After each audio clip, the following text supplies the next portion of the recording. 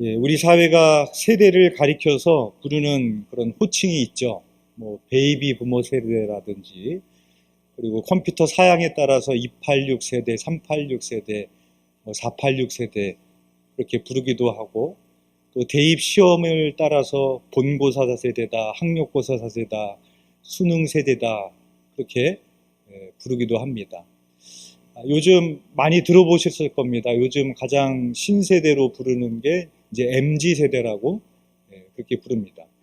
MZ 세대가 뭔가 저도 잘 몰라서 좀 찾아봤더니, 이 M은 밀레니엄 세대를 말하더라고요. 그래서 2000년도를 앞두고 태어난 세대들이고, 그리고 이 G 세대는 이제 2000년도 초반에 태어난 그 세대들을 가리켜서 이제 MZ 세대다 그렇게 부르게 됩니다. 요즘에 가장 그 신세대들, 이 MZ 세대들이 갖고 있는 여러 가지 특징들이 있는데, 그 특징을 한 가지로 표현한다면 이런 겁니다. 회사에 갔는데 회사 퇴근 시간이 6시예요. 근데 6시가 딱 됐는데 사장님도 퇴근 안 하고 있고, 부장님도 퇴근 안 하고 있고, 과장님도 퇴근 안 하고 있어요. 그럼 퇴근을 해야 돼요? 말아야 돼요? 해야 돼? 안 해야 되죠? 예. 그게 우리 세대예요, 우리 세대. 언제 퇴근해야 돼요? 눈치를 싹 보고 있다가 사장님 가고, 부장님 가고, 과장님 가면은 그때 가야죠. 그렇죠? 근데 이 MZ 세대는 뭐냐면, 사장님, 부장님, 과장님 퇴근 안 해도 6시 되면은 그냥 가는 거예요. 이게 MZ 세대입니다. 그래서 기존 세대는 이 조직의 쓴맛을 잘 알거든요. 그래서 조직에서 살아남아야 돼서, 그래서 조직에서 사회사에서 다니면서 힘들고 어려운 일들을 겪어도 참아요. 그렇죠? 왜냐하면 나도 언젠가는 저 자리에 올라가야 되니까. 그게 기존 세대입니다. 근데 요즘 세대는, MZ 세대는 그렇지 않아요. 그냥 옮겨요. 더 돈 많이 주는 대로 옮기고, 나에게 맞는 대로 옮기고, 뭔가 내가 참아서 거기서 내가 뭔가의 역할을 맡는, 그걸 해야 된다라는 그런 생각이 없는 세대가 요즘 MZ 세대의 특징이 됩니다. 이게 세상 일이 아니라 이제는 저에게도 해당되는 이야기더라고요. 이제 교회에 이제 수련 목회자가 오는데, 이제 저도 이제 곧 이제 MZ 세대하고 같이 목회를 해야 되는 그런 상황이, 저의 상황이 된 겁니다. 그래서 이 서울 남년의 감독님 교회에서 있었던 일인데, 거기서 이제 수련 목회자를 뽑았습니다. 그래서 주일날 앞에서 인사를 시키고, 여선교회 회원들이 꽃다발 갖고 와갖고 축복해주고, 축복송 불러주고, 인사를 했습니다. 그런데 화요일날 되면 출근을 해야 되잖아요. 그렇죠? 지난 주일날 인사를 했는데. 근데 얘가 나오질 않더래. 그리고 부목사님이 이상해서 전화를 걸어봤답니다.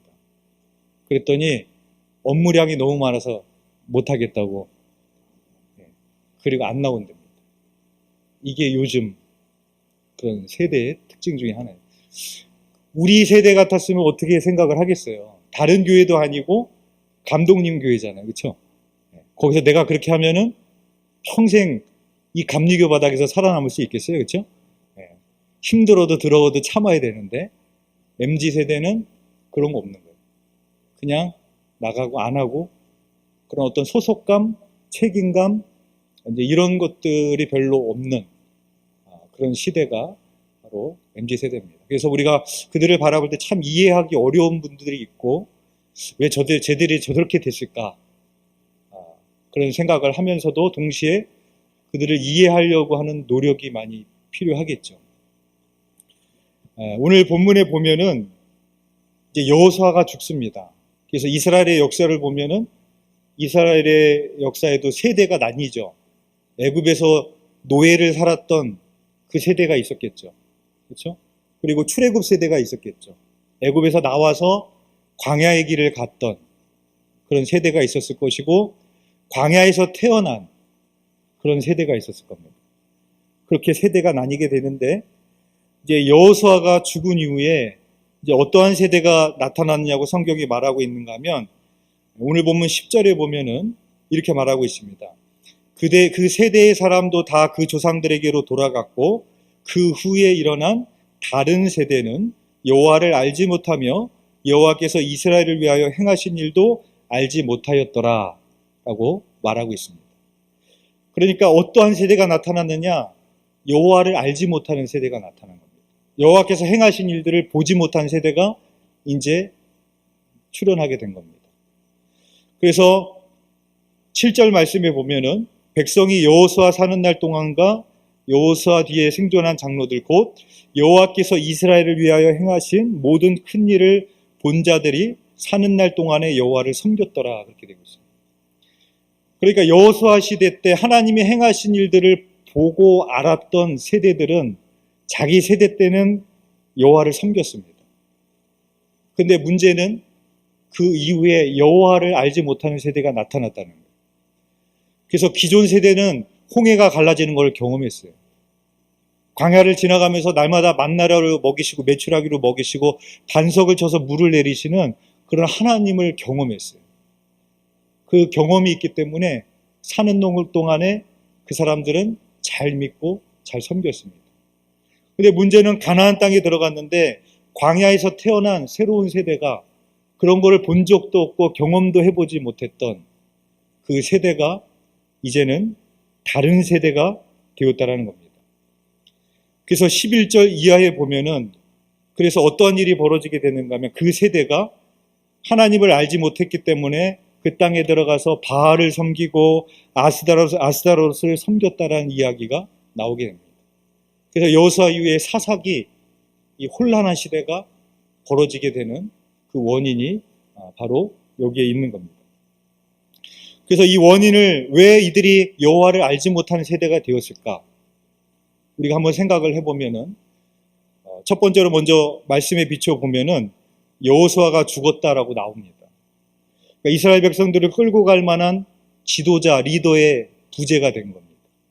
그래도 모세가 있었고 여호수아가 있었고 그런 영적인 뛰어난 지도자가 있었을 때는 그 백성들을 끌고 갈 수 있는 그런 힘이 있었는데 그런 지도자가 없게 됐을 때, 지도자의 부재가 됐을 때 그들이 하나님을 알지 못하게 됐습니다. 또 한 가지는 왜 그들이 다른 세대들이 여호와 하나님을 알지 못했을까요? 그 전 세대는 하나님께서 행하신 일들을 봤다라고 말하고 있는데 답은 간단하죠.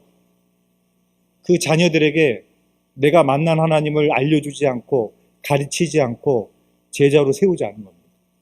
신앙의 교육에 실패를 한 겁니다. 가나안 땅까지는 하나님만 바라보고 의지하고 갔는데 가나안 땅에 들어가니까 농사 짓고 돈 벌어야 되고 세상 일에 너무 바쁘다 보니까 우리 자손들을 믿음의 세대로 세워가는 일은 뒷전이 된 거예요. 그 가나안 땅에서 먹고 살기 바쁘다 보니까 그 일이 뒷전이 돼 보니까 전혀 새로운 문화에서 태어났던 하나님을 보지 못하고 하나님을 경험하지 못했던 세대가 다음 세대가 되는 게 아니라 다른 세대가 돼버리는 그런 일이 벌어지게 된 겁니다. 여러분들도 잘 아시겠지만 최근에 신림역 묻지마 폭행 사건이 있었고 또 어제입니까? 얼마 전에 서현역 묻지마 폭행 사건이 있었습니다. 다 20대 초반입니다. 요즘 세대입니다. 우리가 보면 이해가 안 되죠. 쟤들이 미쳤다라고만 우린 말하죠. 근데 우리는 그렇게 미쳤다라고 말하고 법을 더 강력하게 해가지고 완전히 사회로부터 분리해서 종신형 살게 하고 사형을 구형하면 근본적으로 문제가 해결될까요? 지금 계속 보는 게 제2의 범죄, 제3의 범죄, 제4의 범죄가 계속해서 나오지 않습니까? 법을 강력하게 하면은 그게 없어집니까? 감옥에서 평생 살게 하면은 우리부터 완전히 분리시켜버리면은 이 사회가 안전해집니까? 그게 근원적인 대책이 됩니까? 대책이 되지 않죠. 왜 그들이 저렇게 되는지, 왜 요즘 세대들이 왜 저렇게 사는지, 왜 저렇게 행동하는지를 기성세대가 이해하지 않으려고 하며 우리가 무엇부터 잘못했는지를 기성세대도 돌아보지 않는다면 그 세대 간의 갈등과 그 세대를 어떻게 바로 세울 수가 있겠습니까? 지금 중고등부 수련회가 지금 오늘로서 이제 끝이 나는데 당진에서 하고 있습니다. 당진에서 하고 있는데 제가 금요일 날 다녀왔어요. 그래서 거기서 담임 목사님하고 이런저런 이야기를 나누다가 그 목사님이 그런 얘기를 하셨어요. 우리가 버섯을 나눌 때 이렇게 나누잖아요. 제1 능이, 제2 뭐예요? 송이, 제3 표고, 그렇게 나누거든요. 그러니까 버섯 중에 최고는 능이다, 이렇게 나누는데 이분이 아주 재밌는 말을 하셨어요. 한국 감리교를 버섯처럼 나누더라고요. 한국 감리교가 제1 강화, 제2 원주, 제3 당진이래요. 근데 본인 말이 아니라 다 그렇게 얘기를 한대요. 난 처음 들었는데 그렇게 얘기를 한대요. 근데 이분이 뭐라고 얘기하는가 하면은, 근데 요즘은 그렇지 않대요. 강화도 많이 시들어졌대. 원주도 많이 시들어졌대. 근데 요즘은 제1 당진이래요. 자화자찬을 하시더라고요. 그래가지고 제가, 아니 그렇게 당진에 있는 교회가 어떻게 이렇게 신앙생활을 이렇게 잘 하시나요? 저도 이렇게 궁금해서 물어봤어요.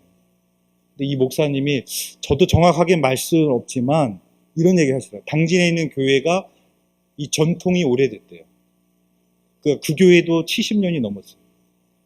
그런 교회들이 굉장히 많이 있습니다.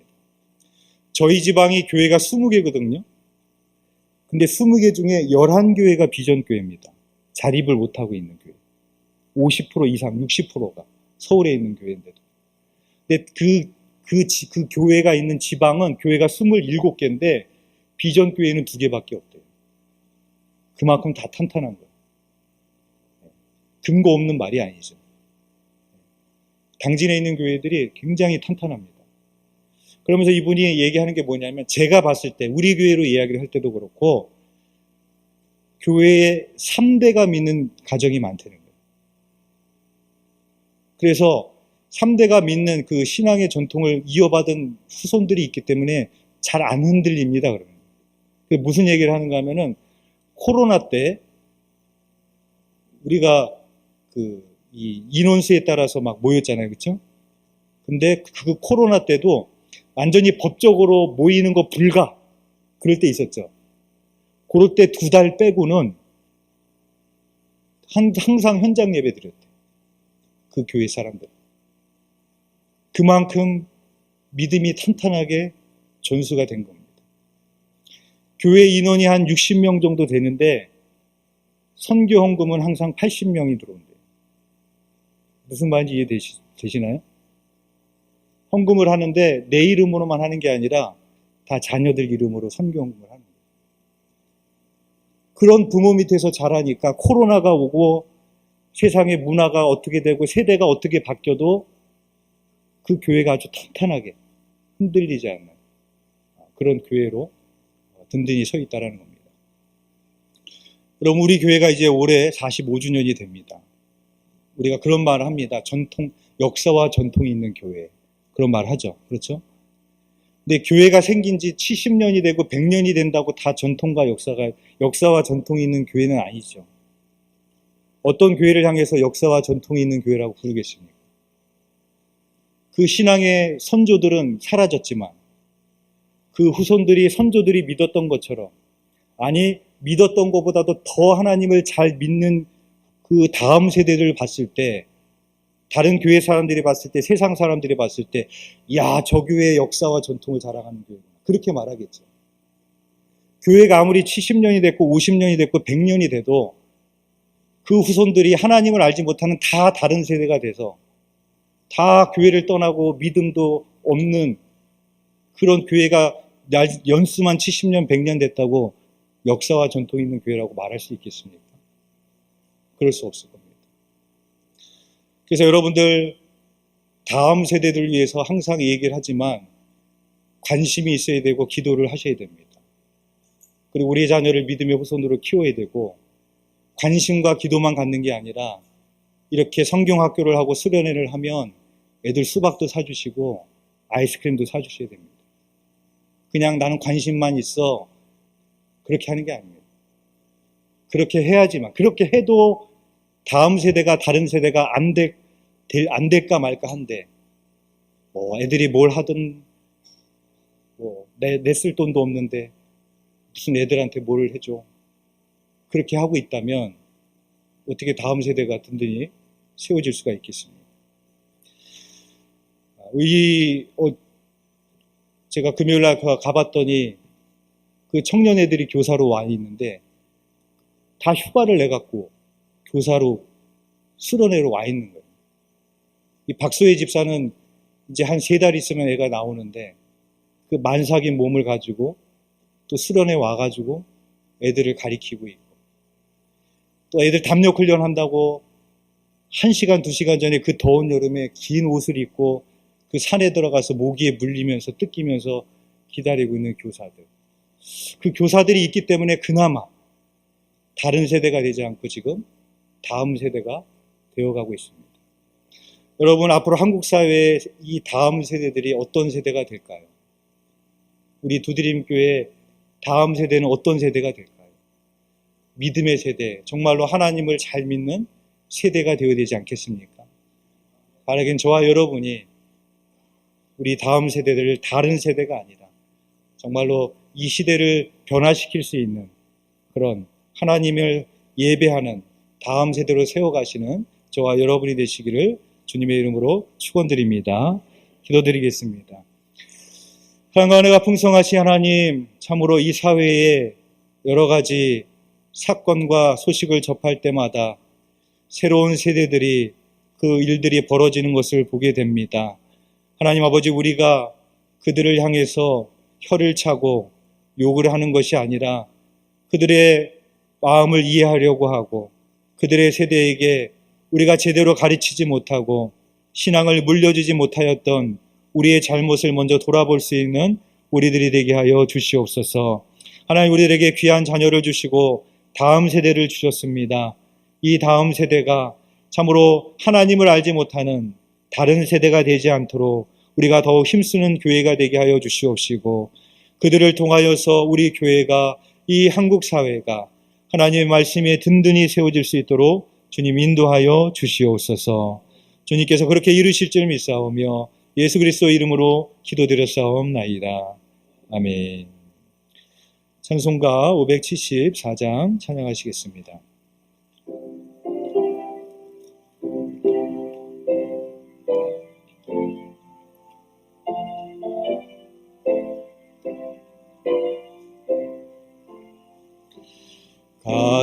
가슴마다 파도 친다. 우리들의 젊은이 눈동자에 어리운다. 우리들의 푸른 꿈 주의 말씀 주의 행함 길과 진리 되시니 우리 평생 한결같이 주만 따라 살리라. 하늘같이 높으르자. 우리들의 젊은이 바다같이 넓고 깊자. 우리들의 사랑이 우리들은 주의 자녀 부름받은 안영제 몸과 마음 다 바쳐서 주 뜻대로 살리라. 화산같이 타오르자. 우리들의 젊은이 폭포같이 줄기 찾아. 우리들의 붉은 피 할 일 많은 이 나라에 우리 태어났으니 복음 들고 앞장서서 충성되게 일하자. 돼지같이 광활하자. 우리들의 젊은이 산과 같이 우람하자. 우리들의 기상이 십자가를 높이 들고 노래하며 나가자. 하늘 뜻이 이 땅 위에 이루어질 때까지.